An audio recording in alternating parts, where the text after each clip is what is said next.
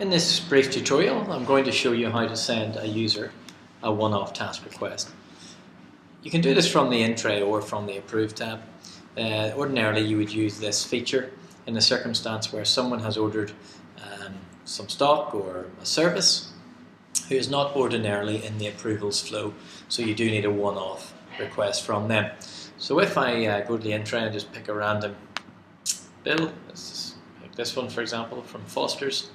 I go More, Send Invoice Task.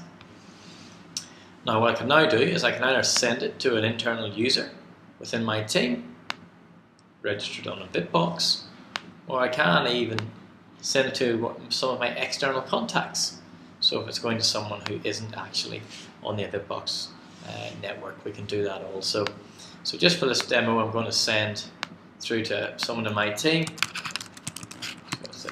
A little quick note, you can put any notes whatever you want.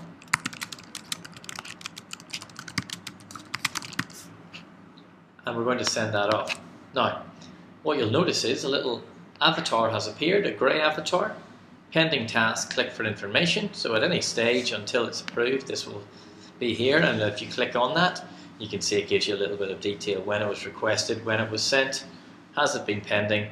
Now if for any reason you find that the person hasn't got back to you, they haven't approved it after a number of days, you can retract the task and maybe move it on through to a different approvals persons if that person for any reason is not actually approving that for you.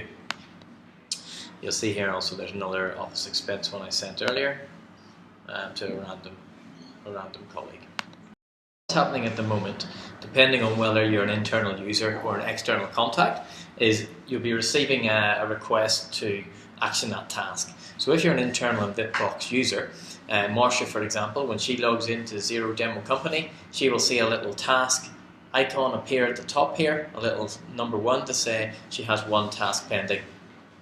If Marcia has turned on her notifications, she will also receive a notification of this task as per the settings under her user profile. Well, that may be daily, weekly or monthly.